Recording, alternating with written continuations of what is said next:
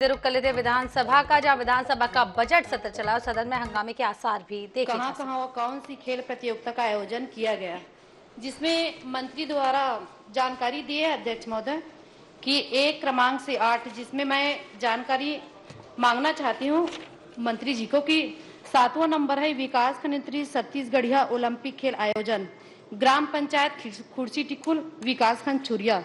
मैं मंत्री जी आपके माध्यम से मंत्री जी से जानना चाहती हूँ कि कौन से मत का राशि का हरण किया गया, पहला प्रश्न।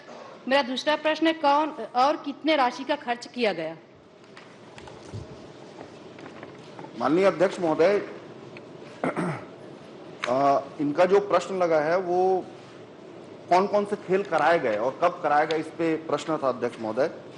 अभी मैडम अगर एक एक खेल में कितना पैसा लगा इसकी जानकारी चाहिए तो मैं आपको उपलब्ध करा दूंगा। माननीय अध्यक्ष महोदय, ये तो बता सकते कि कौन से मत का राशि का वहां उपयोग किया गया। माननीय अध्यक्ष महोदय, जो माननीय सदस्य प्रश्न कर रही हैं,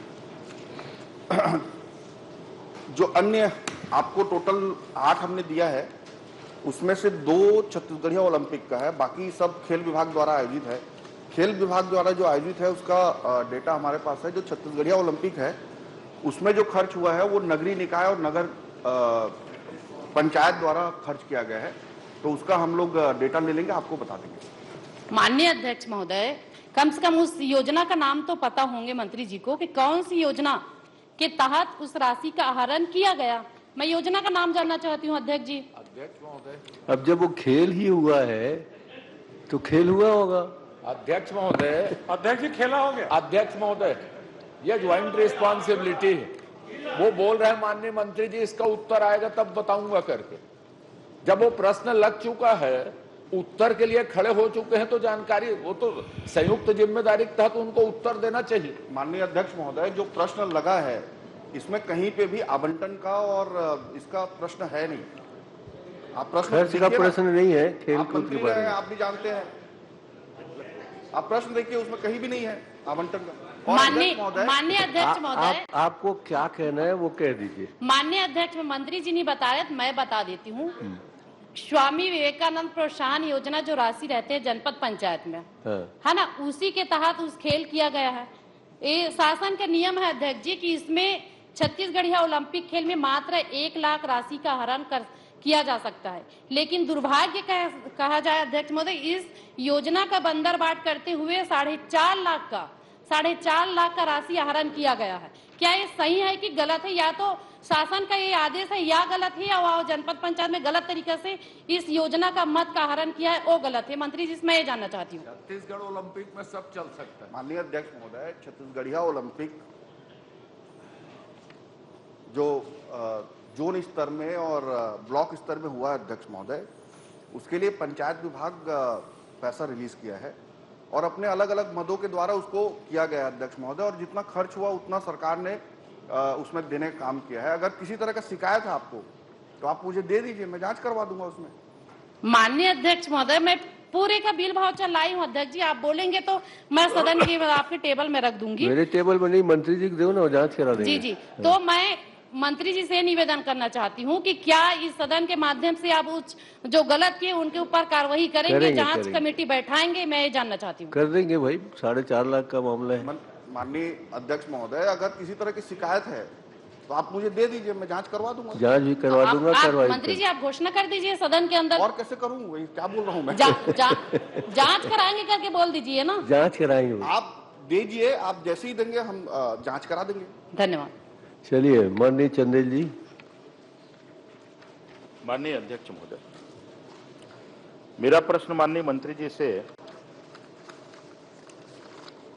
राष्ट्रीय स्वास्थ्य मिशन योजना के प्राप्त राशि और उसके अनियमितता और उसके व्यय के संदर्भ में है। जी माननीय अध्यक्ष महोदय, मैं माननीय मंत्री जी से जानना चाहता हूं, आपने सब में लिखा है कि परिशिष्ट में संलग्न है क ग में तीनों में। ख के उत्तर में परिशिष्ट 4 के प्रपत्र ब में मदवार कॉलम 2 में दवाई एवं कॉलम 3 में उपकरण के व्यय राशि के अतिरिक्त खर्च राशि का कॉलम 1 में लेख है, जो कि दवाई और उपकरण दोनों खरीदी से अत्यधिक ज्यादा व्यय को दर्शाता है। नंबर 1, माननीय मंत्री जी, दवाई और उपकरण को छोड़कर कॉलम 1 में उल्लेखित अन्य व्यय क्या है, ये कृपया बता देते हैं।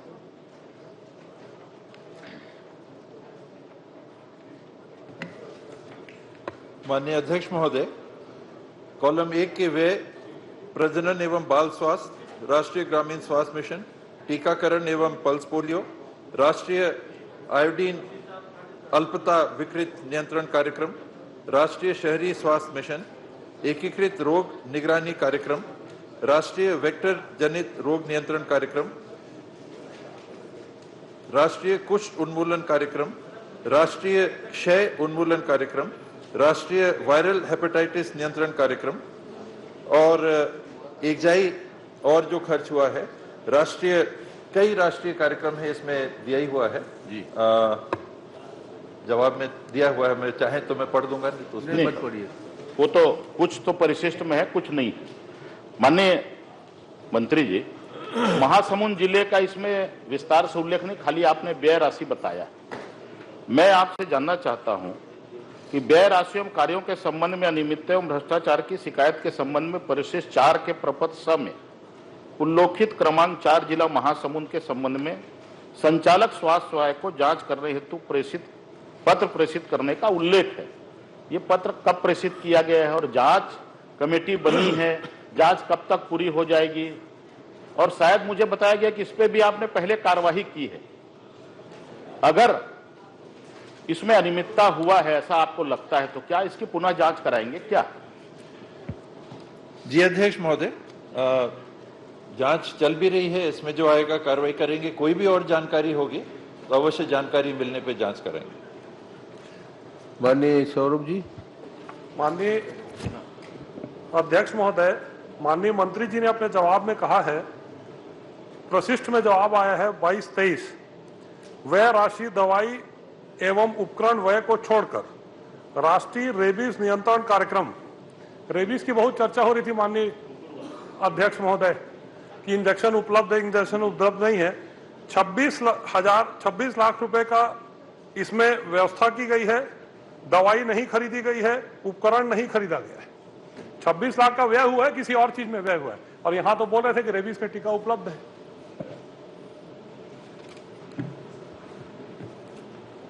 दवाई उपलब्ध है अध्यक्ष महोदय, दवाई उपलब्ध नहीं होने की, वैक्सीन उपलब्ध नहीं होने की कोई बात नहीं है। हाँ, रेबीज में स्टॉक में रहा होगा, इसलिए अतिरिक्त क्रय नहीं किया गया है, प्रावधान उसका रखा गया। अध्यक्ष महोदय, एक छोटी सी बात और, राष्ट्रीय बर्न एवं इंजरी रोकथाम प्रबंधन कार्यक्रम में पिछले 2 वर्ष में 1 रुपए भी खर्च नहीं हुआ है। मैं माननीय मंत्री जी से जानना चाहता हूं, ऐसा कोई बर्न नहीं होता क्या छत्तीसगढ़ में? क्या बर्न व्यवस्था नहीं की जाती क्या छत्तीसगढ़ में? क्यों इस मद में 1 रुपए भी खर्च नहीं किया? कोई जला ही नहीं होगा तो कहां से? राष्ट्रीय बर्न एवं इंजरी रोकथाम प्रबंधन कार्यक्रम। अध्यक्ष महोदय, जरूरत के हिसाब से ही खर्च होता है। माननीय सदस्य के पास कोई ऐसी जानकारी है कि कोई पेशेंट आए थे और उनका उपचार नहीं हो सका तो बता देंगे, उसको भी देखवा लेंगे। अनीता योगेंद्र जी। माननीय अध्यक्ष महोदय, माननीय मंत्री जी के द्वारा उत्तर तो आ गया है। उत्तर में ये है कि नशीली दवाइयाँ बेची जा रही थी और उसके ऊपर कार्रवाई हुई है। माननीय अध्यक्ष महोदय, मैं माननीय आपके माध्यम से माननीय मंत्री जी से निवेदन करना चाहूँगी कि जिस तरीके से नशीली दवाइयाँ जो लोग बेचते हैं उसके ऊपर सिर्फ ड्रग इंस्पेक्टर के द्वारा खाना पूर्ति 2 दिन 3 दिन के लिए निलंबित किया गया है। मैं आपसे निवेदन करती हूँ कि ऐसे अधिकारी के ऊपर कार्रवाई करेंगे क्या? कहीं भी कोई कमी कार्रवाई में पाई जाएगी अध्यक्ष महोदय तो जरूर कार्रवाई करेंगे। ये गंभीर मामला है और कुल निरीक्षण भी 12,281 हुए हैं पूरे प्रदेश में। कहीं कोई ऐसी बात हो, कहीं कोई शिकायत हो, किसी की कार्यशैली में कोई कमी पाई जा रही हो या अनियमितता हो तो माननीय सदस्य जानकारी दे देंगे, उसमें अवश्य कार्रवाई करेंगे। माननीय अध्यक्ष महोदय, मेरा क्षेत्र इंडस्ट्री एरिया है और यहाँ पे बहुत ज़्यादा नशीली दवाइयाँ बेची जा रही हैं और ऐसे कई बार हम लोग अधिकारियों को शिकायत भी किए, लेकिन 1-2 दिन के लिए अगर दुकान बंद करने का निलंबित करते हैं तो उससे उनका मनोबल बढ़ा हुआ है, बच्चों के भविष्य का खिलवाड़ हो रहा है। आपसे निवेदन चाहूंगी कि ऐसे ड्रग इंस्पेक्टर के ऊपर कार्रवाई आप तत्काल करें। निवेदन। मैं नाम भी ले लूंगा और कार्रवाई में अध्यक्ष महोदय ड्रग्स एंड कॉस्मेटिक एक्ट के तहत और बाकी जो नियमावली बनी है उसमें जो कार्रवाई का प्रावधान है उसमें ये कहीं उल्लेखित नहीं है कि किस प्रकार की कितने दिन की निलंबन या निरस्तीकरण की कार्रवाई है। तो जो जवाब आया है उसमें भी दिखता है कि 1 हफ्ते के लिए निलंबित किया गया और कुछ हैं दुकानें जिनको निरस्त भी किया गया। तो वार्निंग है 7 दिन के लिए किया गया, उसके बाद भी अगर वही दवाई दुकान में कमी पाई जा रही है तो निश्चित रूप से निरस्तीकरण की तरफ भी जाएंगे और अधिकारी कर्मचारियों की तरफ भी अगर कहीं कोई कमी है, कोई बात आती है तो कार्रवाई जरूर होगी। ममता चंद्राकर जी। धन्यवाद। ममता चंद्राकर जी, गुलाब कमरो जी। माननीय अध्यक्ष महोदय, मैं क्लब से संबंधित जानकारी मैंने चाहा था, जिसमें जानकारी माननीय मंत्री जी द्वारा दिया गया है कि हमारे यहाँ हमारे जिले में कितने क्लब संचालित हैं और कितनी शिकायत प्राप्त हुई है। माननीय मंत्री जी का जानकारी आया है कि 3 शिकायत प्राप्त हुआ है। 3 शिकायत में 1 सही पाया गया है, 2 सही नहीं पाया गया है, ये जानकारी दिया गया है। माननीय अध्यक्ष महोदय, मैं आपको अवगत कराना चाहूंगा कि शिकायत तीनों ही सही है, क्योंकि ये मेरे विधानसभा से का मामला है। मेरे विधानसभा मैं इसको पार करके घर में जाता हूं और एनएच में है, 10 मीटर 20 मीटर दूर नहीं है। जो जहां पर क्लब संचालित है वो एनएच के सड़क में गाड़ियां खड़ा होती है। मैं आपके माध्यम से मैं चाहूंगा माननीय मंत्री जी, जब शिकायत सही पाया गया है और 2 साल तक इन्होंने जो लाइसेंस लिया क्लब के नाम से और 2 साल तक बार का बोर्ड लगा के बाकायदे संचालित किए और मध्य प्रदेश से दारू लाकर वहां पर धंधा किए हैं लगातार। मैं आपके माध्यम से माननीय मंत्री जी से चाहूंगा, क्या अगर जांच सही पाया है तो इसका लाइसेंस निरस्त करेंगे क्या? माननीय मंत्री जी। माननीय अध्यक्ष जी, जो सदस्य ने पूछा है कि उस जिला में कितना मतलब क्लब है, पूरा जिला में एक ही क्लब है और उनको जानकारी में दिया गया है 1 क्लब है, उसमें 3 शिकायत मिला। 3 शिकायत में 2 शिकायत सही नहीं पाया, 1 शिकायत सही पाया है और उसको हमारे अधिकार स्तर से जांच नोटिस दिया गया है। नोटिस का जवाब अभी आया है और वो नोटिस का जवाब आया है और वो हमारे कमिश्नर स्तर में चल रहा है कार्रवाई। अगर कार्रवाई पूरा होगा तो उसको कार्रवाई किया जाएगा। माननीय अध्यक्ष महोदय, 3 महीने हो गए। माननीय अध्यक्ष महोदय, आप उसको घेरिए मत। माननीय अध्यक्ष महोदय, 3 महीने हो गए। एक अनुरोध है कि माननीय मंत्री जी के जो सचिव विभाग अध्यक्ष बैठे हैं उनके साथ कमरो जी को आप बिठा दीजिए और जो कमरो जी चाहे माननीय अध्यक्ष महोदय, आज करने दीजिए, कोशिश कर रहे हैं। 3 महीना हो गया, 2 साल से हो गया, क्या मैं अधिकारियों को नहीं दिखा? लगातार वहां पर शिकायत आती रही, लगातार पुलिस कार्रवाई करती रही, तो विभाग क्या सो रहा था? माननीय आपके माध्यम से मैं चाहूंगा, चूंकि मेरा विधानसभा का मामला है, माननीय अध्यक्ष महोदय, चूंकि मेरे विधानसभा का मामला है, मैं स्वयं भी दारू नहीं पीता, मेरा क्षेत्र आदिवासी क्षेत्र है, वहां के लोगों को क्लब की आवश्यकता नहीं है। मैं आपको बताना चाहूंगा माननीय अध्यक्ष महोदय, क्लब के जो मेंबर हैं उसमें गुरुजी हैं, इंजीनियर हैं, पटवारी है, सब ऐसे लोगों का, और आप पूछेंगे उस मेंबरों को तो जानकारी नहीं किसी का, आधार कार्ड लेके बनाया गया है। माननीय मुख्यमंत्री, मैं आपके माध्यम से चाहूंगा माननीय मंत्री जी से कि क्या उस क्लब को निरस्त करेंगे क्या? क्योंकि शिकायत सही पाया गया है, ये लिपापोती पूरी जानकारी मेरे पास है। आपके बार का बोर्ड लगा के 2 साल तक जो आपका मापदंड है उसका पालन नहीं है, स्विमिंग पूल नहीं है। अभी जब शिकायत हुई है तो कंस्ट्रक्शन का काम चालू हुआ है, तो आपके अधिकारी क्या चश्मा लगा के भी नहीं देख पाते कि क्या कर रहे हैं? मैं आपके माध्यम से चाहूंगा, मेरे विधानसभा का मामला है माननीय अध्यक्ष महोदय, उसको पार करके मैं अपने घर में जाता हूं। आराम से पूछे ना जी, आप आराम से पूछिए कि मंत्री जी समझ जाए। दादी जी, मैं आपके माध्यम से दादी जी चाहूंगा, मुझे वहां पर एनएच में है, 10 मीटर दूर भी नहीं एनएच से, गाड़ियां सारी एनएच में खड़ा होती है। मैं आपके माध्यम से चाहूंगा मंत्री जी, उस लाइसेंस को निरस्त करेंगे क्या? अध्यक्ष जी, सदस्य ने बहुत दुखी है, कोई आपसी लड़ाई होगा मेरे को जानकारी मिला है, इसलिए कुछ राजनीति की आपसी लड़ाई है, लेकिन उसको मैं ऐसे आपके नॉलेज में डाला हूं। ये जो हमारा सुनवाई चल रहा है, 1 महीने के अंदर कार्रवाई करूंगा या निरस्त करना है या क्या करना है, 1 महीने के अंदर आपको जानकारी मिलेगी। माननीय अध्यक्ष महोदय, 1 महीना नहीं, माननीय अध्यक्ष महोदय रुकिए। आपत्तिजनक है कि मैं सुना हूं कि आपसी लड़ाई है, ये ऑब्लिगेशन, प्रश्नकर्ता के ऊपर ऑब्लिगेशन है, ये ऐसा नहीं होना चाहिए। मजाक अगली अलग बात है। माननीय अध्यक्ष महोदय, पहले पूछ लीजिए। मेरे पास माननीय अध्यक्ष महोदय, मेरे पास मजाक कर रहे हैं। माननीय अध्यक्ष महोदय, मेरे पास दस्तावेज है, कोई लड़ाई नहीं है। एक मैं न्यायसंगत बात कर रहा हूं। माननीय अध्यक्ष महोदय, मैं न्यायसंगत बात कर रहा हूँ। 1 मिनट रुक तो जाओ। द्वेष किसी से नहीं, मेरी आप 1 मिनट रुक तो जाइए। मापदंड का पालन। मैं बोल रहा हूँ, आप जल्दी जल्दी प्रश्न मत करिए, धीरे धीरे करिए कि मंत्री जी समझ जाए। दारू का चर्चा हो रहा है तो थोड़ा आराम से करिए ना। माननीय अध्यक्ष महोदय, मेरा सीधा प्रश्न ये है, हाँ। आपसी लड़ाई का कोई मामला नहीं है। यहाँ पर वहाँ का आम जनमानस है, वहाँ के लोगों का मांग है, और मैं खुद भी वहाँ के उस विधानसभा का रहने वाला हूँ, तो मेरी स्पष्ट है कि आपसी कोई लड़ाई का मामला नहीं। माननीय मंत्री जी, आप कह रहे हैं वहाँ 3 क्लब, 2 साल तक आपका विभाग क्या कर रहा था कि आप कह रहे हैं कि 3 क्लब चल रहा है, वो कह रहे हैं कि 1 क्लब चल रहा है। 1 चल रहा है, शिकायत 3 हुए। 3 शिकायत हुई जी, 3 शिकायत हुआ। एक व्यक्ति दारू का बोतल लेके कलेक्टर कार्यालय में जाके बैठ गया, उससे क्या मेरे विधानसभा की छवि खराब हो रही है। माननीय अध्यक्ष महोदय, चुनाव का समय आ गया है, चूंकि मेरे विधानसभा का मामला है, वहां पर जिला मुख्यालय हमारा कलेक्टर कार्यालय है, तो माननीय मंत्री जी से मैं चाहूंगा, हाथ जोड़ के विनती करता हूं कि क्या आप इस लाइसेंस को निरस्त करेंगे क्या?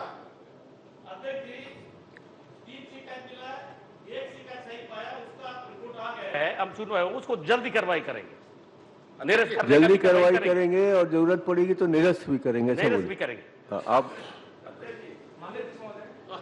अरे उनके जिले का आने दीजिए पहले, आप उनके जिले का आने दीजिए जहाँ का प्रश्न है। माननीय अध्यक्ष महोदय, चूंकि मध्य प्रदेश से अवैध शराब आके बिकने का मामला है, तो माननीय मंत्री जी से मैं आपके माध्यम से निवेदन करना चाहूंगा कि वहां पर जो ढाबे और जो होटल संचालित है, वहां लगातार जो मध्य प्रदेश से जो दारू आ रही है वो लगातार बिक रही है। हौसले इतने बुलंद है कि एक सुचित्रा दास करके है, हाईवे ढाबा की संचालिका है, वो सीधे उसमें बोल रही है, चैनल में न्यूज उसमें बोल रही है। मोबाइल नीचे रखिएगा। हाँ, मोबाइल नीचे रखिए, पटल पे रख दूं अगर बोलेंगे तो। नहीं, मोबाइल नहीं चलेगा। और जगह दारू अगर बिकना बंद हो जाएगा तो मैं भी बंद कर दूंगी। तो ऐसे जो अवैध ढाबे हैं और जो अवैध होटल हैं, जहां लगातार मध्य प्रदेश की शराब बिक रही है, क्योंकि वो बॉर्डर एरिया है, तो ऐसे लोगों के ऊपर कड़ी कार्रवाई करने का आपसे अनुरोध है। एक तो आदेश इसका उद्बोध भी नहीं होता है, उस पर्टिकुलर सिर्फ बार का मामला है, इसलिए अध्यक्ष महोदय, अगर इसका कार्रवाई गुलाब कामरो जो बोला है उसको कार्रवाई करेंगे, 1 सप्ताह 1 महीना के अंदर कार्रवाई कर लेंगे। वो कह रहे हैं उस पर जांच करवा दीजिए। आपका आदेश होगा तो मैं उसका जांच उत्तर दूंगा। उस क्षेत्र में अगर ऐसा अवैध कहीं अगर दिख रहा है तो उसको भी जांच करेंगे, उसको ऊपर कार्रवाई करेंगे। देखिए, मननगढ़ जो है उसको ऊपर भी कार्रवाई करेंगे। सुनिए ना, एक बहुत दारू आता है शिवराज सिंह चौहान जी का। मननगढ़ और जनकपुर दोनों मध्य प्रदेश से लगे हुए हैं। एक मिनट, मैं समझा देता हूँ। मध्य प्रदेश के मुख्यमंत्री जी का जो नाम उल्लेखित किया गया उसको आप विलोपित कहाँ किया? ठीक है, नहीं मानिए अभी विलोपित कर दिया ना उसको। अरे विलोपित कर देंगे भाई, बहुत सारा। अरे भाई कर देंगे। मध्य प्रदेश का मुख्यमंत्री कौन है? अरे यार बैठो यार, ऐसा नहीं, आप ऐसे बताइए। भगत जी, एक मिनट मैं दे रहा हूँ, मैं आपको दे रहा हूँ समय, आप प्लीज बैठिए। भगत जी, मंत्री कौन है? ओ भगत जी, अमरजीत भगत, एक मिनट, कोई पंजाब से ले आए, माननीय अध्यक्ष महोदय, शिवराज सिंह चौहान जी का सरकार हमारे प्लीज कौशिक जी बैठिए। पहली बार मंत्री जी अकेले खड़े होने की हिम्मत कर रहे हैं, आप लोग उनको दाद देने के बजाय उनको उलझाइए मत। आप इधर साइड को ही बोल रहा हूँ, मैं इधर साइड को ही बोल रहा हूँ। वो कोशिश कर रहे हैं, करने दीजिए, अकेले जवाब दे रहे हैं, कोई आजू बाजू में है नहीं उनके। उनको थोड़ा शांति सुनिए ना, उनको मत। वेरी कॉन्फिडेंट, हाँ, बहुत अच्छा yes. आंसर दे रहे हैं। ये माननीय अध्यक्ष महोदय, माननीय अध्यक्ष महोदय, मेरा केवल आपसे विनम्र अनुरोध है कि मध्य प्रदेश से लगातार जो वहाँ के माफिया हैं, चूंकि बॉर्डर एरिया है, वहां से लगातार शराब लाके जो वहां के ढाबे और होटल में अवैध बिक्री होती है, तो उसके ऊपर कड़ी कार्रवाई करने का आप निर्देश देते हैं। चलिए कड़ी कार्रवाई करवा दीजिएगा, जांच करवा दीजिएगा। सुचित्रा दास एक जो ढाबा संचालक है, उसकी इतनी हिम्मत है कि वो मीडिया में बोल रही कि बाकी जगह का बंद कर, मध्य प्रदेश से आ रहा है तो मैं भी बंद कर दूंगी। तो ऐसे जो ढाबा संचालक है, पहले ये बताइए वो ढाबा संचालक महिला है कि पुरुष है? महिला है। महिला है। हाँ, तो उस माननीय अध्यक्ष महोदय, महिला है इसमें तो उपमुख्यमंत्री है, उसको भी जाकर कार्रवाई करेंगे। अगर ऐसा होगा तो उसके ऊपर भी कार्रवाई होगा। अध्यक्ष जी, वो बिहान योजना, बिहान योजना के तहत चल रहा है। शर्मा जी। माननीय अध्यक्ष जी, माननीय मंत्री जी ने स्वीकार किया है कि 3 नोटिस दी गई और 1 शिकायत सही पाई गई और उसको नोटिस देने की बात की। जो शिकायत सही पाई गई वो किस प्रकार की शिकायत थी, एक ये बता दीजिए। और जो बार संचालक है वो बार किसके नाम से लाइसेंस बना है ये बता दीजिए, क्योंकि हमारी जानकारी में स्थिति ये है कि वहां गैंगवार की स्थिति बनी हुई है। 2 बड़े राजनेता शराब के अवैध व्यवसाय को लेकर लड़ रहे हैं और दोनों नेता सत्तारूढ़ पार्टी से रिलेटेड है, इसलिए ये स्थिति बनी हुई है। देख जी, तो बार किसका लाइसेंस किसके नाम पे है, 1, और नंबर 2 नोटिस माने शिकायत जो सही पाई गई है वो शिकायत क्या है ये बता दीजिए। अध्यक्ष जी,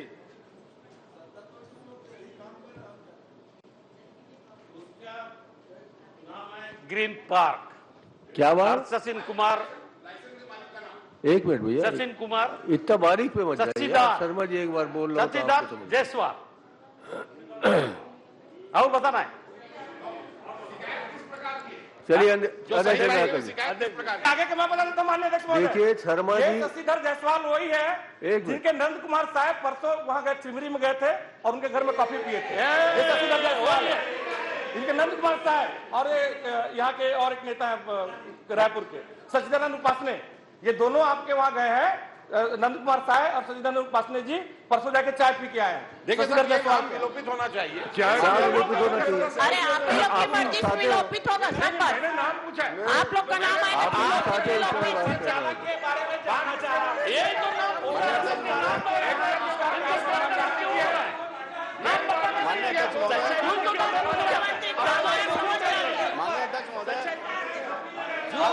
चलिए मैं कर दूंगा। माननीय अध्यक्ष महोदय, अब इनको विलोपित होने की व्यवस्था है। पहले आप आरोप लगाए कि 2 कांग्रेसी वाले कंप्यूटर और जब भाजपा वाले का नाम नहीं दिया तो गलत हो गया।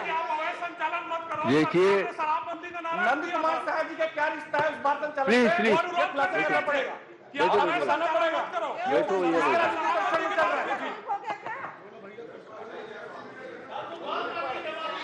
ये हो गया। अब देखिए शराब का मामला है, इसमें सब लोग एक साथ मत झूमे। माननीय चंद्राकर जी आप खड़े हो जाइए, आपका प्रश्न है जी। माननीय अध्यक्ष जी, कल और आज में एक विशेष स्थिति बन रही है और उस विशेष स्थिति में मैं 1 मिनट में आपको बताना चाहूंगा। सर वैसे आपको तो प्रश्न ही करना चाहिए। नहीं, प्रश्न ही करूंगा, प्रश्न से रिलेटेड है। कल माननीय एक मंत्री जी ने कहा कि मैं पेपर में पढ़ के संज्ञान लिया, एक मेरे ध्यानाकर्षण में। ठीक है। आज इस उत्तर में इन्होंने दिया है एक संस्था का नाम, CMIIE संस्था द्वारा बेरोजगारी दर के आंकड़े प्रसारित किए जाते हैं। फिर नीचे लिखते हैं कि यद्यपि सरकार इस आंकड़े को मान्यता नहीं देती, तो क्या प्रश्न के उत्तर में हम किसी प्राइवेट सर्वे का उल्लेख कर सकते हैं शासकीय तौर पे, और हम एक प्राइवेट सर्वे के रिपोर्ट में बहस कर सकते हैं? यहां यह महत्वपूर्ण है क्योंकि इसमें उन्होंने ही लिखा, कल एक मंत्री जी ने कहा कि मैं पेपर के आधार पर जांच कर रहा हूं। थोड़ी ना इस पर आइए आप अपने। नहीं तो इसी में आप बताइए ना, प्राइवेट संस्था के सर्वे पर सरकार बोल रही उसको मान्यता नहीं देते और उसका उत्तर में उल्लेख है कि इसके बेरोजगारी आंकड़े को प्रसारित क्यों? चलिए माननीय अध्यक्ष महोदय, नहीं आप क्लियर कर दीजिए इसको। मैं पहले जानकारी तो ले लूं कि उस संस्था को, एक बात है संस्था को मान्यता नहीं देना और संस्था के आंकड़ों का सरकार द्वारा उपयोग करना, प्राइवेट संस्था, दोनों अलग अलग मामले प्राइवेट होते हैं। संस्था, समझ गया? संस्था को मान्यता नहीं मिला है या नहीं दिया है, ये शासन का है। देखिए और उसके आंकड़ों को अगर शासन जरूरी समझता है, यहाँ बताना चाहता है, पूछ लूं मंत्री से मैं। आप पूछ लीजिए। माननीय अध्यक्ष महोदय, जो प्रश्न लगा है अध्यक्ष महोदय, मैं आज चाहूंगा कि एक बार आप उसको पढ़ लें। उसके ग में इन्होंने स्पेसिफिकली नाम के साथ पूछा है अध्यक्ष महोदय, उस चीज को उन्होंने नाम के साथ पूछा है, इसलिए मुझे उस उत्तर में उस प्राइवेट संस्था का नाम देना अनिवार्य लगा। अच्छा, ठीक है माननीय अध्यक्ष महोदय, यह नाम मैंने नहीं पूछा है। इस संस्था का उल्लेख बार बार ये सरकार करती। अब मुझे ये बताइए, एक बार आप होती देखो, पढ़ रहा हूं। अच्छा, आपका प्रश्न है क्या CMIE के आंकड़ों को मान्यता दी गई, सरकार द्वारा स्वीकार या मान्यता दी गई है? यदि हाँ, तो इस संस्था ने किस आधार पर मूल्यांकन किया है और बेरोजगार की परिभाषा क्या दी है? आपने पूछा है इसलिए बता रहे हैं कि आया है। तो अब मैं ये पूछा हूं आपसे कि इन्होंने कहा है कि वो आंकड़े प्रसारित करती। ये बार बार इस संस्था का उल्लेख करते हैं, इससे पहले भी प्रश्न के उत्तर में उल्लेख कर चुके हैं, लेकिन इनकी मान्यता नहीं देती सरकार उसके आंकड़ों को। ठीक, मेरा मुख्य विषय जानने का यही है कि जिसको मान्यता नहीं देती है सरकार, क्या उसको बार बार उल्लेख कर सकती है क्या? हम उसमें बहस कर सकते हैं क्या? मैं आपसे जानना चाहता था, उनसे नहीं जानना चाहता था। मैं इसमें मंत्री जी की मदद ले रहा हूँ, कुछ आपत्ति है आपको? नहीं, मैं अपनी जानकारी बढ़ाने के लिए मंत्री जी की मदद ले रहा हूँ, इसमें तो आपत्ति नहीं है। नहीं, बिल्कुल नहीं है जी मंत्री जी। माननीय अध्यक्ष महोदय, पिछले 9 साल से NSSO ये एक संस्था हुआ करती थी अध्यक्ष महोदय, नेशनल सैंपल सर्वे ऑर्गेनाइजेशन इसको बोलते थे। ये ऑर्गेनाइजेशन पहले केंद्र सरकार के तरफ से हर राज्य के लिए बेरोजगारी आंकड़ा प्रस्तुत करती थी, लेकिन पिछले 9 साल से इसको बंद कर दिया गया अध्यक्ष महोदय। अभी किसी भी प्रदेश का सरकारी आंकड़ा प्रस्तुत नहीं होता है। सिर्फ एक ही संस्था है अध्यक्ष महोदय, जो अभी प्राइवेट संस्था अध्यक्ष महोदय, जो बेरोजगारी आंकड़ा प्रस्तुत करती है। उसके अलावा कोई और संस्था है नहीं। तो उसने जो आंकड़ा प्रस्तुत किया, हम उसको मान्यता नहीं देते अध्यक्ष महोदय, लेकिन आप कोट करेंगे उसको अध्यक्ष महोदय कहीं ना कहीं। अगर उसमें बेरोजगारी का आंकड़ा आया है तो हम उसको कोट करते हैं अध्यक्ष महोदय, और यही मेरे उत्तर में है। चलिए, नहीं, असल बात मुझे उसका उत्तर सही है। मैं आपसे जानना चाहता हूं, विधानसभा में एक मंत्री जी ने कल कहा मैं पेपर के आधार पर कार्रवाई करता हूं। मैंने कहा मैं पेपर कटिंग और देता हूं, कार्रवाई करेंगे क्या करके? आप बोल रहे हैं उसकी मान्यता नहीं देते, तो मान्यता जिसको नहीं देते उसकी बहस हम विधानसभा में उल्लेख या बहस कर सकते हैं क्या? मैं आपसे पूछ रहा हूं। जिसकी राज्य शासन ने स्वीकृति नहीं दी है, जिसकी मान्यता नहीं दी है, ऐसे किसी भी प्रकार के शब्दों का मूल्यांकन का यहाँ बहस नहीं होना चाहिए। ठीक, थैंक यू कहा आपको। हाँ, चलिए अब आगे। अब प्रश्न पूछ रहा हूं। आंकड़े में पहले तो मैं आपको बता देता हूं साहब, ये पंजीकृत चाहने वालों, रोजगार चाहने वालों का पंजीयन करते हैं। इन्होंने जो आंकड़ा दिया है परिशिष्ट में माननीय अध्यक्ष महोदय, 2019-20 की स्थिति में 21,19,356 है। आज की स्थिति में 18,79,126 है जी। चूंकि ये बेरोजगारी का आंकड़ा, मैं इसमें इसको पहले पूछ लेता हूं, तो इन्होंने कुल 2,40,230 लोगों को दिया आज तक, क्योंकि अंतर यही बताता है। लेकिन उत्तर में यह बताया है कि शासकीय सेवा में 33,333 इसी उत्तर में, फिर अशासकीय संस्थाओं में रोजगार 50,725, फिर स्वरोजगार 50,000, 5,9,559, मैंने कुल मिला के 5,63,617 होता। इसको पढ़े ऊपर के कॉलम को तो 2,40,000 होता है, दोनों उत्तर में है। तो ये कौन सा सही है पहले ये जान लूं मैं। माननीय अध्यक्ष महोदय, दो अलग अलग विषय हैं अध्यक्ष महोदय, और माननीय सदस्य दो अलग अलग चीजों को जोड़ के बोल देते हैं और ऐसा परसेप्शन क्रिएट करने की कोशिश करते हैं कि आराम से ये कुछ और है, वो कुछ और है। अध्यक्ष महोदय, जो बेरोजगारी आंकड़ा प्रस्तुत किया गया है उसमें स्पष्ट बेरोजगारी जो पंजीकृत बेरोजगार है। अच्छा मुझे एक मिनट, ये जो पंजीकृत अपने यहाँ रोजगार, ये इनके समय 15 साल था, उनका भी जोड़ के बता रहे हैं मंत्री। सीरियस मामला है भैया। अभी अपने समय का पंजीयन कार्यालय में क्या बेरोजगारों की संख्या आपको नहीं मिलती? यहाँ जो पंजीयन के कार्यालय हैं जिला स्तर पर भी हैं, उससे क्या बेरोजगारों की संख्या आपको नहीं मिलती? जी उसी का है, पंजीकृत बेरोजगारों की संख्या को ही उल्लेख कर रहे हैं वो। हाँ, जो रोजगार कार्यालय में पंजीकृत बेरोजगार हैं उन्हीं का बताया उन्होंने कि 18-19 में इतना था, 19-20 में इतना था, उसी को परिशिष्ट में हमने डाला है अध्यक्ष महोदय। ठीक है, ये 18-19, 19-20, 20-21, 21-22 और 22-23 की स्थिति उन्होंने भी अभी बताया उसी के आधार पर हमने कहा है। लेकिन अध्यक्ष महोदय, जो रोजगार कार्यालय में जो पंजीकृत बेरोजगार है अध्यक्ष महोदय, उसका वैलिडेशन का कोई प्रक्रिया नहीं है, क्योंकि ना आधार कार्ड से उसको जोड़ा गया है, ना किसी तरह का उसमें वैलिडेशन है। किसी को कोई रोजगार कार्यालय में गया, उसने नामांकित किया, उसको 3 महीने बाद नौकरी मिल जाती है, उसका भी कोई तरीका नहीं है अध्यक्ष महोदय। हमने हमारे कलेक्टरों से अलग अलग जिलों से हमने डेटा मंगवाया और जिन जिन लोगों ने खुद से कहा कि हमको स्वरोजगार हमें प्राप्त हुआ और उन्होंने जो अपना फॉर्म भरा उसी को हमने डेटा में बनाया और वो डेटा जो आप अभी पढ़ रहे हैं वो वही डेटा है।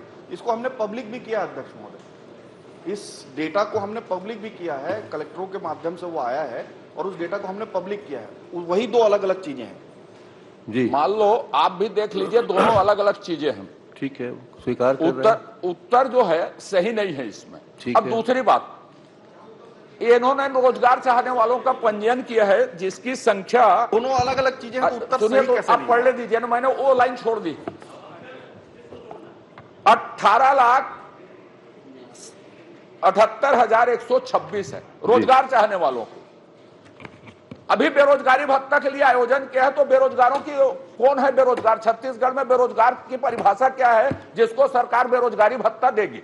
ठीक है, अब बेरोजगार की परिभाषा बता दीजिए मुझे। मेरे ख्याल से बेरोजगार की परिभाषा शिक्षा, उच्च शिक्षा में नहीं आता होगा।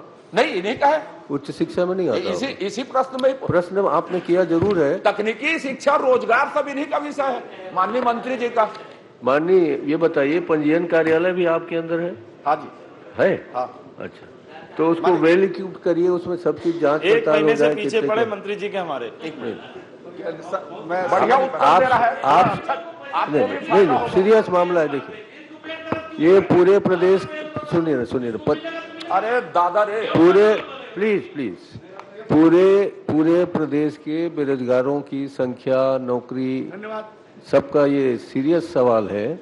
आपका पंजीयन कार्यालय अगर इस लायक नहीं है तो उसको इस लायक बनाइए कि कितने पंजीकृत हैं, कितने को नौकरी मिल गया, कितने को नहीं मिला, क्योंकि अभी सवाल उठेगा जो उठा रहे हैं। नहीं अध्यक्ष महोदय, अभी आप बेरोजगारों को, मैं सुनिए ना, आप बेरोजगारों को बेरोजगारी भत्ता देने वाले हैं। धन्यवाद। बिल्कुल हम लोग सीरियस तो उस समय तो पता हो कि कौन बेरोजगार है। मैं एक सेकंड आपको, हाँ, बताइए। 1 सेकंड लूंगा आपको पूरी स्थिति को समझाने के लिए। अध्यक्ष महोदय, रोजगार कार्यालय में जो पंजीयन होता है अध्यक्ष महोदय, उसका वैलिडेशन का प्रक्रिया नहीं है। आधार कार्ड आप मैंडेटरी नहीं कर सकते, उसको आप मैंडेटरी नहीं कर सकते, इसलिए आप उसको वैलिडेट क्यों नहीं कर सकते, ये पूछ रहा हूँ मैंने। अध्यक्ष महोदय, ये कोर्ट का भी आदेश है कि आप इसमें मैंडेटरी नहीं कर सकते, इसलिए हम लोग उसको मैंडेटरी नहीं कर सकते। इसीलिए अगर कोई व्यक्ति रोजगार मांग रहा है, उसके पास आधार कार्ड ही नहीं है, तो फिर वो आदमी कहाँ से आया जी? जो व्यक्ति रोजगार मांग रहा है उसके पास यदि आधार कार्ड है ही नहीं, फिर उसको आपकी क्यों जवाबदारी है कि आप उसको रोजगार दें? अध्यक्ष महोदय, रोजगार कार्यालय जो पंजीयन है उसमें आधार कार्ड आप मैंडेटरी नहीं कर सकते, क्योंकि क्यों नहीं कर सकते, ये मैं जानना चाहता हूँ। कोर्ट क्या आदेश दिया है, किस कोर्ट में आदेश? नहीं कर सकते, क्यों नहीं कर सकते, मैं कोर्ट से ही जानना चाहता हूँ आपके माध्यम से। अब उसके जब हर चीज में आधार कार्ड की जरूरत है, हाँ, तो इसमें क्यों आधार कार्ड की जरूरत नहीं?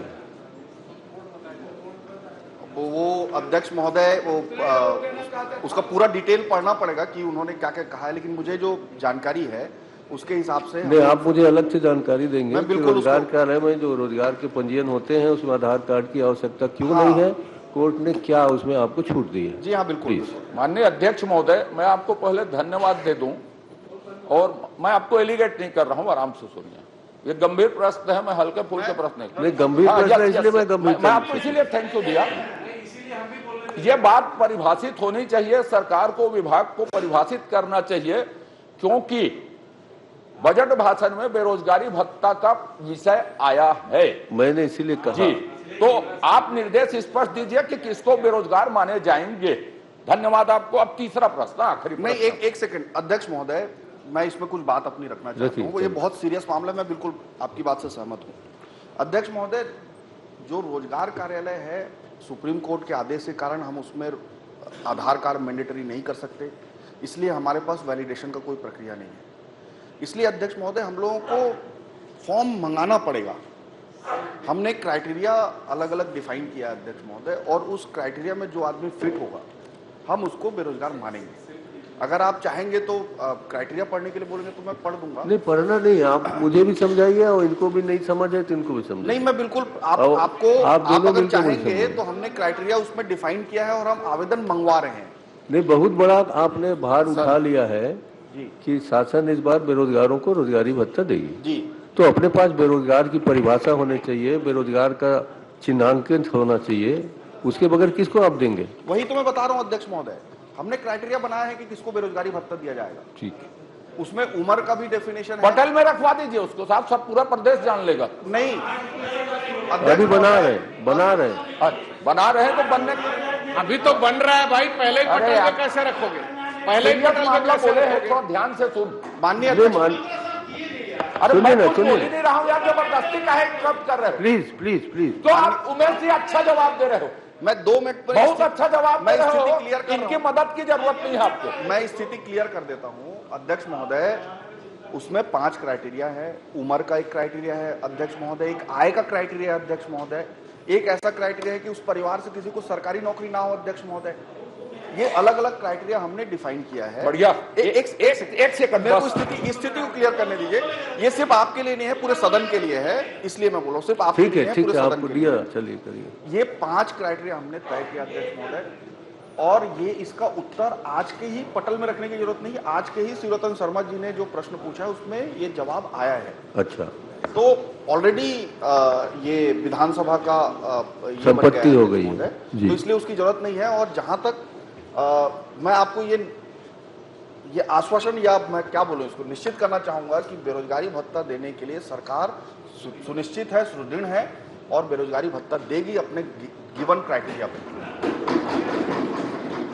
माननीय अध्यक्ष महोदय, क्योंकि सीएमएमआई को मान्यता नहीं देती है सरकार। ठीक है ना, अगला प्रश्न पूछिए। जी, आप उतना मदद किए, आपने हमारा मंत्री को बोले, सरकार को वो डिटेल बता रहा, वो कितना बार पूछेगा? उनके पूरा मामला जिम्मेदारी है क्या? उनको भी कुछ तो मामला गंभीर होना चाहिए। जी पूछिए, क्या सीएमआई के डाटा के हिसाब में आप परिशिष्ट पढ़ लीजिए। इस सरकार ने एक सेकंड माननीय अध्यक्ष महोदय, अभी आपने उनके द्वारा जो बात रखी गई थी कि प्राइवेट संस्था की आप डेटा का उल्लेख नहीं कर सकते विधानसभा में, और उसी को पूछ नहीं, मैं दूसरी चीज पूछ रहा हूं, आप पूरा सुन लीजिए। मैं समझा अच्छा उत्तर दे रहे हो, कोई नई बात लाओगे कर आप। ये एक गंभीर विषय। हाँ जी, आप गंभीर ही उठाते हैं। नहीं, लेकिन अध्यक्ष महोदय, कितना अनुपूरक प्रश्न आप मेरे पर छोड़िए ना। नहीं, सुनिए तो कितना, लेकिन ये 15-20 से ऊपर पूछ चुके हैं। जो मामला छत्तीसगढ़ के बेरोजगारों के भविष्य के साथ जुड़ा हुआ है, वो मेरे लिए ज्यादा गंभीर है। मैं उसमें 2, 3, 4, 5 जितनी जरूरत समझूंगा उसकी अनुमति दूंगा। आखिरी प्रश्न है भाई, बहुत आपत्ति ले रहे हैं। चलिए, तो उस संस्था सीएमआई जिसकी मान्यता सरकार नहीं देती, 0.4%, 0.5% छत्तीसगढ़ में न्यूनतम बेरोजगारी दर, इस विषय में 2 करोड़ रुपए का विज्ञापन दिया। इसी में उत्तर में 2 करोड़ रुपए का विज्ञापन दिया, शासन ने दिया। हाँ, शासन ने दिया। तो क्या यह अनियमितता की श्रेणी में आएगा कि नहीं आएगा, और यदि आप अनियमितता मानते हैं, ऐसा दे सकते हैं प्राइवेट संस्था की रिपोर्ट में, तो क्या उसकी वसूली होगी या वो सही है? ये गलत है कि सही है? और यदि गलत है तो क्या उसकी वसूली करेंगे क्या? आपको जानकारी है इसकी? माननीय अध्यक्ष महोदय, उत्तर में है भाई साहब, सॉरी माननीय अध्यक्ष जी। माननीय अध्यक्ष महोदय, ये बात सही है कि सरकार ने 2 करोड़ का विज्ञापन दिया। चलिए अध्यक्ष महोदय, ये अगर कोई डेटा पूरे देश के लिए एक भले ही प्राइवेट संस्था है, चूंकि केंद्र सरकार अपनी जिम्मेदारियों से पलट गया, केंद्र सरकार की जिम्मेदारी थी ये माननीय अध्यक्ष महोदय, केंद्र सरकार नहीं, अभी मैंने इधर उधर प्रश्न नहीं किया। अब सही है गलत तो लीजिए, नहीं अध्यक्ष लीजिए, सुनना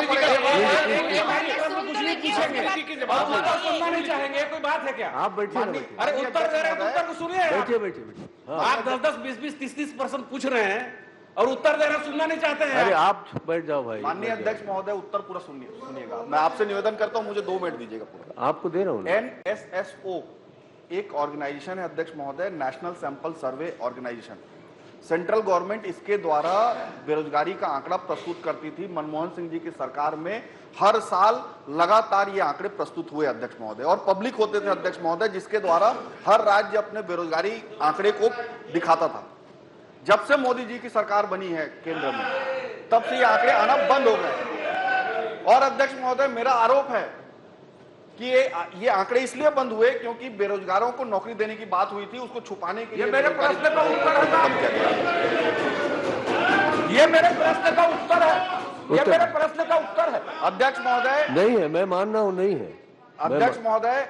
अगर इस तरह का कंडीशन है आपके पास, और पूरे देश में सिर्फ एक ही संस्था है जिसके द्वारा बेरोजगारी आंकड़े प्रस्तुत होते हैं, हमने उस आंकड़े को कोट किया और उसके द्वारा विज्ञापन जारी किया, इसमें क्या अनियमितता अध्यक्ष महोदय? अरे मेरा एक छोटा सा प्रश्न है, जिसको आप मान्यता नहीं देते उसका विज्ञापन देना उचित है, अनुचित है, गलत है, सही है? आप मान्यता देकर 1000 करोड़ का विज्ञापन दे दीजिए ना, मुझे कोई आपत्ति नहीं है। तो यह करप्शन पूरा देश जिस आंकड़े को प्रस्तुत कर रहा है, पूरा देश मान रहा है, भारत सरकार मान रहा है, इनके लिए अलग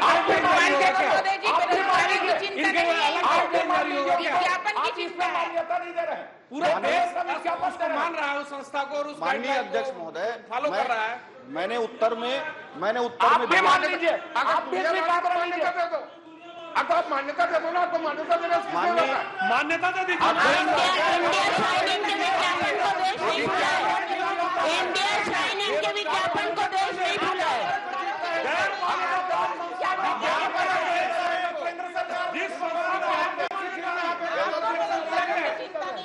बेरोजगारों का चिंता है तो नहीं है, चिंता है ये विज्ञापन। अध्यक्ष जी, माननीय अध्यक्ष तो सीधे सीधे करप्शन का मामला है माननीय अध्यक्ष जी। ठीक, माननीय बिल्कुल है। आप पढ़ लीजिए उत्तर, प्लीज उत्तर को पढ़ लीजिए आप। ठीक। माननीय अध्यक्ष जी, एक करप्शन का जो आरोप लगा रहे हैं उसको आप विलोपित कराइए। माननीय अध्यक्ष जी, आप शांति से बैठे, आप बैठे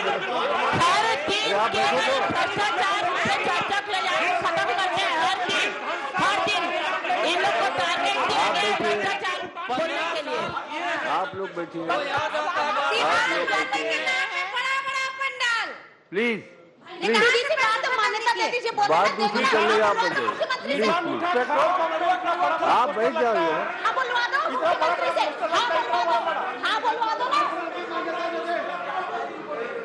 आप बैठ जाइए। पेट्रोल पंप माननीय अध्यक्ष महोदय, जिस संस्था को मान्यता नहीं हो तो कैसे भुगतान होगा? चलिए बैठिए। माननीय अध्यक्ष जी, आप मान्यता दे दीजिए, भुगतान करिएगा।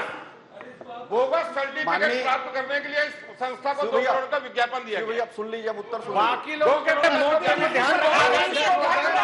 चलिए,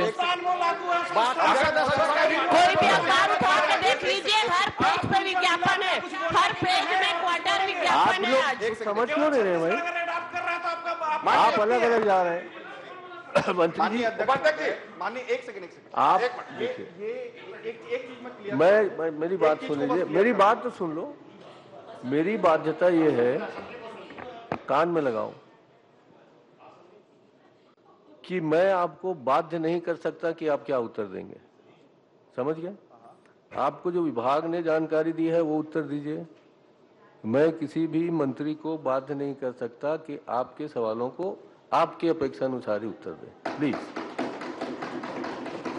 आप कहिए। माननीय अध्यक्ष महोदय,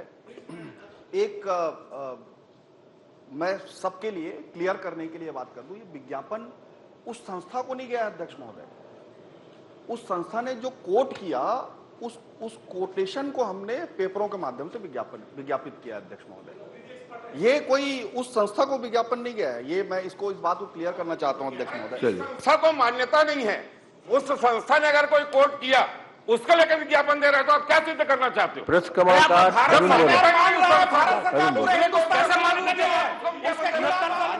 जितना पैसा किसान को फसल बीमा कभी मिला उससे ज्यादा फसल बीमा का विज्ञापन हो चुका है। देहात में की एक दुकान दी गई है, देहात किसानों के बीज विक्रय और दवाई विक्रय की दुकान देहात है, उसमें मोदी जी फोटो लगाना जरूरी है।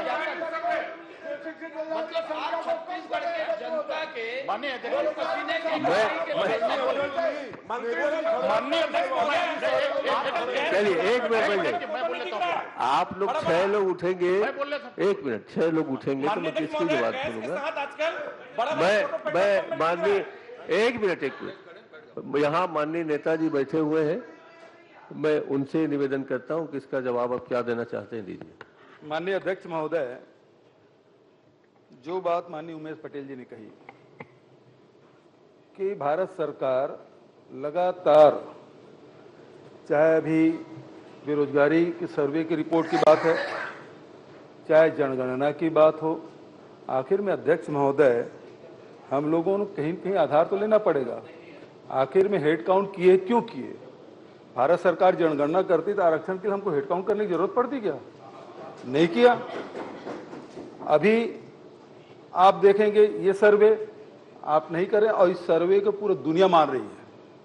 इसको चैलेंज करके देख लीजिए, पूरे दुनिया मान रही है अध्यक्ष महोदय। और ये उपलब्धि छत्तीसगढ़ की है, इनको तो गर्व करना चाहिए। छत्तीसगढ़ में सबसे कम बेरोजगारी है और उसमें इनको आपत्ति हो रही है। ये प्रायोजित सर्वे है, ये उपलब्धि नहीं है। मैं दूसरी सर्वे दूंगा। ये प्रायोजित सर्वे मैं प्राइवेट संस्था के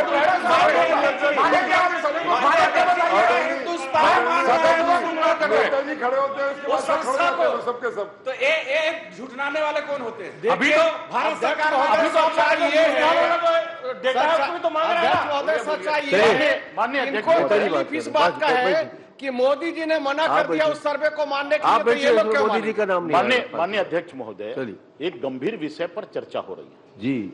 और माननीय अजय चंद्राकर जी ने बहुत ही पॉइंटेड प्रश्न पूछा है। ये छत्तीसगढ़ के बेरोजगार नौजवानों के भविष्य के साथ जुड़ा हुआ प्रश्न है, इसलिए तो मैं भी गंभीर हो गया। माननीय अध्यक्ष महोदय, मैं गंभीर हुआ कि नहीं हुआ? नहीं माननीय अध्यक्ष महोदय, लेकिन माननीय अध्यक्ष महोदय, जिस प्रकार का जवाब आया, भारत सरकार कहां से आ गया, मोदी जी कहां से आ गए?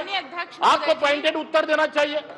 और अगर उससे इतना ही संस्था से तो आप मान्यता देते मान रहा है। चलिए आप मान्यता देते, लेकिन सरकार रिपोर्ट जारी करती थी। माननीय अध्यक्ष महोदय,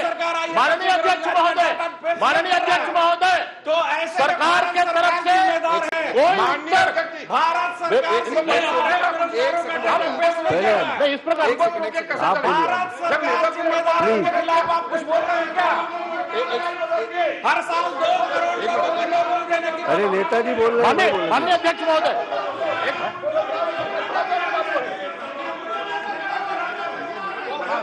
हाँ नेताजी बोलिए। अध्यक्ष महोदय, नेताजी आप बोलिए। नेताजी आप बोलिए। माननीय अध्यक्ष महोदय, अरे प्लीज अभी नेताजी को बोलने दीजिए। हाँ बोलिए।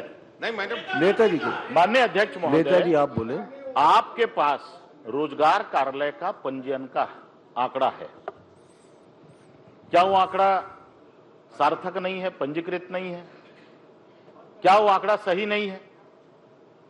आपके यहां पूरे प्रदेश में रोजगार कार्यालय में पंजीकृत बेरोजगार हैं और जिस प्रकार से घुमा करके उत्तर दिया जा रहा है, यह बेरोजगार नौजवानों के भविष्य के साथ में खिलवाड़ करने की मंशा है। क्या आप जिस तरीके से बात कर रहे हैं घुमा के केंद्र सरकार के ऊपर हर चीज को उसके पाले में डालना, कहां से मोदी जी आ गए, कहां सर्वे आ गया, कहां जनगणना आ गया। माननीय अध्यक्ष महोदय, मैं आपसे भी आग्रह करता करने दीजिए ना, नहीं, मैं आपसे भी निवेदन करता हूं। आपने कहा कि मैं आपको बाध्य नहीं कर सकता मंत्रियों को। माननीय अध्यक्ष महोदय, हमारा आग्रह है, आप बाध्य नहीं कर सकते, लेकिन आप ये निर्देशित कर सकते हैं कि जो प्रश्न है वो उत्तर सही आए। ठीक, यह संदेश से निर्देश हो सकता है। और आज जिस प्रकार से मंत्री जी ने उत्तर दिया है, बेरोजगार नौजवानों के भविष्य के साथ में खिलवाड़ कर रही है, हम आपके उत्तर से संतुष्ट हैं और इस प्रकार से खिलवाड़ करने वाली सरकार को उत्तर के विरोध में हम प्रतिगमन करते हैं। ये लोग पूरा मानसिक